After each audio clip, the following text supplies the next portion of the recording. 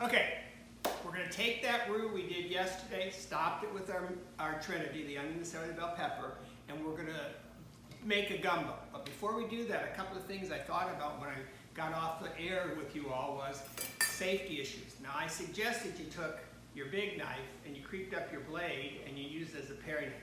That's only after you've been practicing with this knife for a good while. I don't want anybody cutting themselves. There are paring knives, use the right equipment. Just couldn't find it here yesterday, so I suggest that is a quick way of getting things done, okay? The other thing is, make this a game. When you're making that roux, it's a lot of work to make the roux. If you do it right and do it on low heat so you can get it really, really dark, you probably aren't going to have the strength to turn it, so make it a game. Get a stopwatch and let everybody take a turn and see how long that they can stir that before they have to give it up and make somebody else take over because their arms are tired. If you make your roux right down in your gumbo pot, you're going to have less problems with it splashing back on you. You just couldn't see the color changes, and I couldn't get in it to get little spoons out yesterday.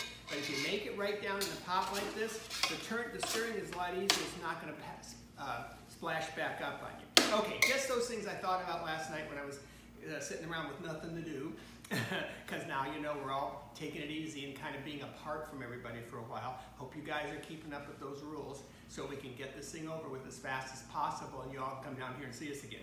But what I did is I transferred my roux with my Trinity, the onions, the celery, the bell pepper, down into this pot. And I'm doing a low gumbo pot, soup pot, because I want us to be able to get some pictures of it in here.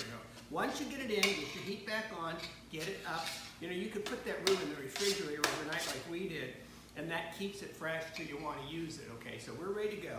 It's coming back up to heat. In the meantime, over here, I've got my stock going, and we're going to add our hot stock into this roux. And the reason you want a hot stock is because if you pour cold in there, one, you slow the cooking down. Two, you cause your fat to coagulate. You don't want to do that, okay? So we'll get this going. We'll talk a little bit about gumbo. Does everybody know where that word for gumbo comes from? Well, actually, it's an African word, and it meant okra. And it came to us via the Senegalese culture. So okra had to be included in your gumbo, or you didn't make a gumbo. I'm not doing okra. People find it too slimy, so they don't. That's basically because they don't cook it long enough. So in this gumbo, I'm not putting the okra in. I'm relying on the roux that we get these darker colors and these flavors through the Cajun cultures. So I'm staying a little bit away from the influences that the Africans gave us on this dish. When we do a seafood gumbo, which we'll probably do in one of our episodes, I will use okra in that one because I want you to see how it works. Let me get this back up a little bit hotter so I don't take and cause this whole thing to coagulate on me and make it look like my roux split, because then I don't want to panic and have to start all over again. Just going to take another second. I'll tell you too, I'm working on induction ready cooking tops, which are great because they get things going. We can see already the steam coming off of this guy. They get things going really fast. If you have to have electric cooking, this is the way to go. You're running the problems with the pots, okay? All right, you guys have had your game. You've got it going. You saw that your mom was won that contest of stirring because she does all the cooking all the time anyway. And did I just do something that was probably politically incorrect? I don't know. Anyway, everybody cooks. It's not just moms. But generally, whoever's done most of the cooking in your house has got the strength in their arm to do that. So we're ready to dump our stock into this now. Be careful, because it's going to flare back up. Okay, see? Gives it a nice sound. Look at that visual effect you're getting on this now for the camera. Okay, in it goes. And you can determine how thick or how thin you want to make your gumbo. No right way, no wrong way for doing that. By just putting a little of that in there and then letting this cook a couple of minutes so that that comes back up to heat. You can check and make sure that your roux did not split apart. What I mean by that is you end up with big lumps of flour and oil floating around because you didn't have, you broke the roux. You cooked it too fast and it didn't hold on. But you can see here really quickly how that didn't happen. I kept it all nice together. There's no little bitty lumps of flour coming in there, nor is my oil coming to the surface. All right, we got that going. We'll get that back up to heat. Let it cook down just a little bit. I'm going to reserve this stock. I'm going to keep it on heat, so that when I'm ready, I can come back if I need to thin my gumbo a little bit, put it down in here and get it stretched out a little bit more. You know, I don't remember the exact expression, but the French, if they were cooking a meal for someone, and we'll say it was a chicken dish, you had to have one chicken for everybody coming to your dinner party. The Cajuns, it's one of those philosophies, one chicken, you can feed thousands. You just add a little bit more liquid in there and you're ready to go. They never found it that they couldn't have someone come to their table and enjoy it. Okay, here's our sausage that we sauteed. We're gonna get that down in here. Now this sausage that I use, and I hope I can do a little advertisement for these guys, comes from a place in La Place, Louisiana, which is right at the very beginning of what we call our German settlement region, up there in Louisiana. You're looking at Louisiana, it looks like a giant boot. Well, as the Mississippi River travels through the instep of that boot, that section is known as the Côte des Aliments, the German coast. Okay, so the Germans come up there and settle, and that's where they have land to grow the vegetables and to raise the animals and stuff like that. You know what? I didn't get as much fat out of that sausage as I thought I was going to get. So I think what I'm going to do is take a little bit of my stock, pour it on the top of that, I call it gras sticking on the bottom, and we're going to go ahead and kind of deglaze this pan a little bit and get some more of this flavor off of that pot into our big gumbo pot over here. Another thing that the kids can do, because it's something that's not going to take a lot of time and energy, plus when you have to decide who's going to clean up the dishes at the end, this makes it a whole lot easier for doing those dishes. Take a minute and deglaze the pan, get all that good flavor off of it. A lot of times you're going to use white wine to do this. Or any wine, red wine, white wine. I happen to be a fan of white over reds. But just be careful with this too, and don't splash it on anybody. Okay, I've done a pretty good job of deglazing that pan for my thyme elements here. All those little pieces of the sausage are going to go down in here. Now this sausage that came out of Jacobs, out of that German settlement region in La Place, Louisiana, didn't have near the fat that you're going to get in a lot of sausages who are trying to maybe cut the budget a little bit. So we got that flavor in there too. I'm going to turn my gumbo down a little bit, because we have time to cook this. We don't have to take and do it quickly. We can let this cook for hours and hours and hours and hours, and that way you're going to end up getting a lot of flavor married in here. All right, this is going pretty good. My texture's a little bit thicker than I want, so that's why I kept that stock ready. I'm going to come back and add that down into the pot. Get it thinned down a little bit. And now we're going to come back and we're going to add our chicken in. Now we're using cooked chicken that's been pulled off the bones. It's white and dark meat. You should use both. At home, what are you going to do for your chicken? Well, I barbecued last night. So I put extra chicken on the grill, and I got a barbecue chicken flavor to go down into my gumbo pot. Okay? I was in a hurry, didn't have time to cook anything, so I stopped by the fried chicken place and I got some fried chicken to bring home. Well, there was some leftover fried chicken, so that's going to go down here. And if you do this at home and you don't use those bones for making stock, what you want to do is you want to take and put bones and all right down in this pot and let it cook down. Because the flavor will work their way out of those bones into the gumbo, the longer, the slower you cook this, okay? These slow cooking techniques really come to us via the Native American culture, the African culture. Those cultures knew how to put things down into fires and let them cook for hours and hours and hours. The French were really always in a hurry, I guess, because they did that almond wheat cooking. I'm sure they did slow cooking of stuff too for soups and stews, but we always say they were the ones who did fast, and the Native American African culture is the one that gave us this slow cooking technique. All right, we told you yesterday that our three vegetables, onion, celery, bell pepper, because we had to be Catholic, ended up being known as the Trinity. Ultimately, the Italians will arrive in Louisiana. They bring us the fourth vegetable, goes into every single thing we cook. We nickname it the Pope. You add the Pope to that pot, you now have Holy Trinity into the pot. And the Pope is garlic. So I've got a little bit of garlic to work with here. I'm not allowed to use a lot. They tell me I offend folks by the amount of garlic I use. Garlic is a vegetable. Eat more vegetables. Eat more garlic. Garlic fights colds, flus, and everything. So I'm just going to use a little bit of garlic in that pot. I won't be able to put as much as I probably would like to, but that's going to add some good flavor in there as well. Now that was chopped fresh. Remember yesterday I also talked about how texture was important in cooking. That's why I didn't worry about whether the vegetables were all chopped at the same time. So for the extra texture that I want from garlic, I've got this sliced dehydrated, sliced dehydrated garlic. So I'm going to put a little bit of that down in there. And that is going to give us a texture when we bite into our gumbo. It won't be all mushed up and cooked away like the fresh garlic will be. And this is about all I will do for a gumbo, okay? And then cover this, slow cook it for hours, let these flavors marry together, especially if you got the bones down in there. And then you're gonna be ready to serve this, okay? I would not do any spices in my gumbo in a teaching mode because I want you guys to understand how really flavorful that roux is without any spices at all in it. But because this isn't just a teaching mode, this is something we're going to want to go ahead and eat. I'm going to go ahead and take some of our Joe stuff, sprinkle a little bit of that down in there, not too much of that either, because you can do this along the way. You don't have to just wait and do it at the end like this, but I did it at the end because I wanted you to know the first way you're going to taste the gumbo is without any spices. And then you're going to come back and maybe add some to your individual bowls, okay? I think the texture of this is pretty nice.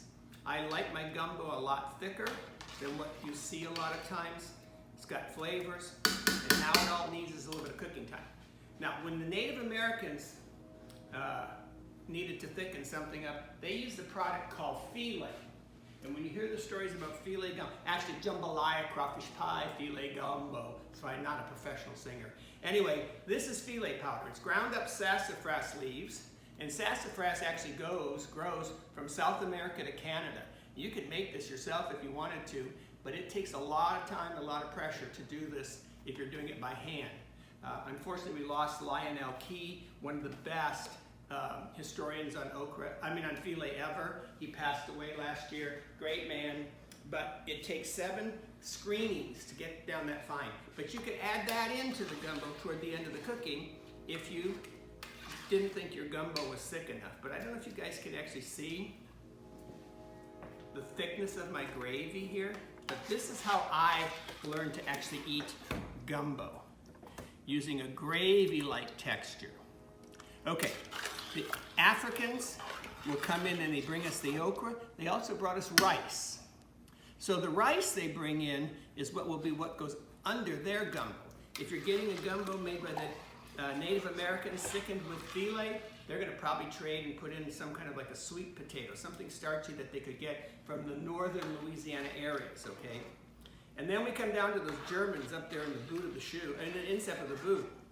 And what you're going to find there is that they will put a big scoop of potato salad in the middle of the gumbo. Usually they, surrounded by the rice, poured gumbo over all of it. And I really do believe in the beginning it was done just so they didn't have more than one bowl and one spoon to wash up at the end of the meal. I find it was actually another way of thickening your gumbo because of the mayonnaise in the potato salad and the starch in the potatoes. So you could take and make it thicker using that method as well. That's how I serve my gumbo. You come to my house, it's not going to have rice one in it at all. It's got a big old scoop of potato salad with dill pickles. In the middle of your bowl, I'm going to pour the gumbo all over all of it. One of the nice things to do if you want to take and make a fun presentation, make it a little bit more elegant, is take Cornish game hens, slice them in half, bake them in the oven, and right before you're serving it, drop them down into your gumbo so it absorbs some of the flavor, and then put a scoop of potato salad, lean the Cornish game hen up against the side of it, pour the rest of the sausage-based gumbo over the top of it. Beautiful presentation. And then at the very end, once your bowl is set, you're going to add into it things like green onions. Now green onions, all over the place down here. Parsley comes in a little bit later. And green onions and parsley added on at the very end like this was known as the blessing. Usually you did that into the bowl, not so much into the whole pot. Okay, you can add green onions and parsley in from the get-go along with the spices that you put down in there. And you're going to end up having a texture come out of it. and then add some more at the very end. I forgot my tasting spoons. Don't go away. I'll be right back.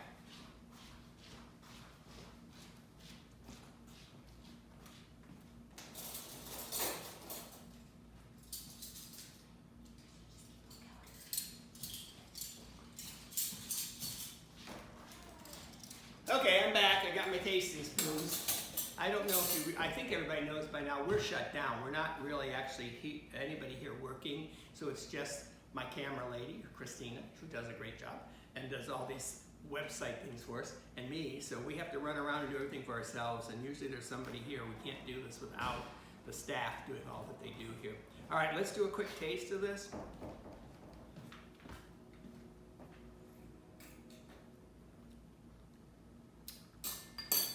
Okay, immediately, needs more cooking time, of course, but immediately what I come up with, since I put the spice in, we need a little bit more in there.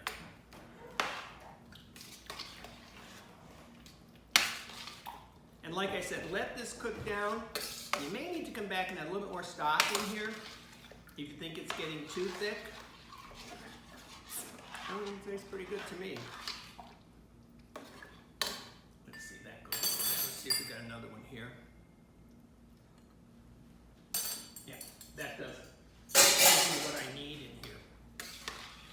Well, guys, I hope you understand this whole principle of the gumbo. There's no right way, there's no wrong way.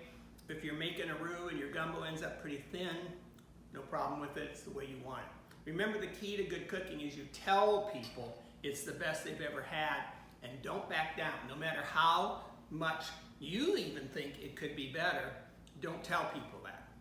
The next time you make it better. That's the easiest way to do that, okay? Anything you want that's left over. These gumbos, most of the Cajun dishes we teach are gumbo, jambalaya. Those are really all what we consider leftover products. You took what you had already prepared, and then you ended up and putting it into another pot and changing the flavor. You didn't have a lot of things to work with, so what you did have, you took and made it a couple of different ways to give it a couple of different flavors. Let me see if I can go ahead and scoop some of this out. I happen to have some rice here. Don't go away, I'm sorry, I left the camera range, but I have a little bit of rice here. So let's go ahead and set up a plate so you think you can see what it looks like.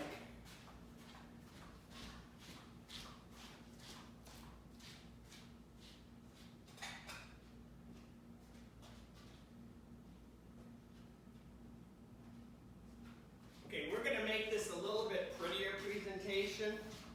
Can you still hear me? Am I still with you? You still with me? Sorry for running around with that. I hope Christina can take and go ahead and edit some of this out. I'm looking for a small bowl so that I can take and kind of show you how to make this prettier. Well, here I'm going to use this. I'm going to use this measuring cup. And what I'm going to do, I'm behind the pole there, is take my rice. Let me find the glove real fast. And I'm going to pack my rice. Remember, don't do this at home. It's called sensory deprivation. You can't feel how wonderful food feels with a glove on your hand. Okay, so we're going to take it, we're going to dump that into our bowl. And hopefully I packed it enough. See how nice it stays? A little bit too much rice for this size bowl. But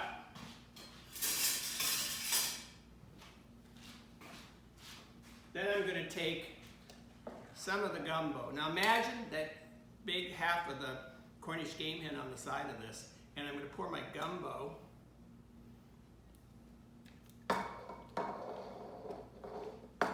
all around it, and then make it fancy. Throw a little bit of green onion on the top, a little bit of parsley in there to make it really the Trinity effect. And then of course you got to clean up your bowl here. I'm going to use a spoon to get most of it back into the bowl so I don't waste it. And then I'm going to find a clean, damp rag and just clean up the edge a little bit.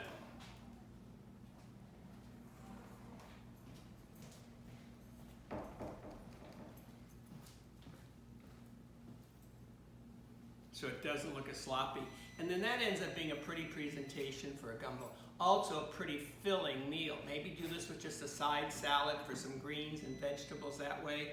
You can do it without a problem, okay? Now that's my gumbo. It's easy. If you don't like your gumbo this thick, what are you gonna do? A little more stock down in it, that's all you have to do. But that's it for our chicken and andouille sausage gumbo. You started with the roux, didn't look like much, didn't know what you're gonna do with it, and you end up with a meal that's fit for a king.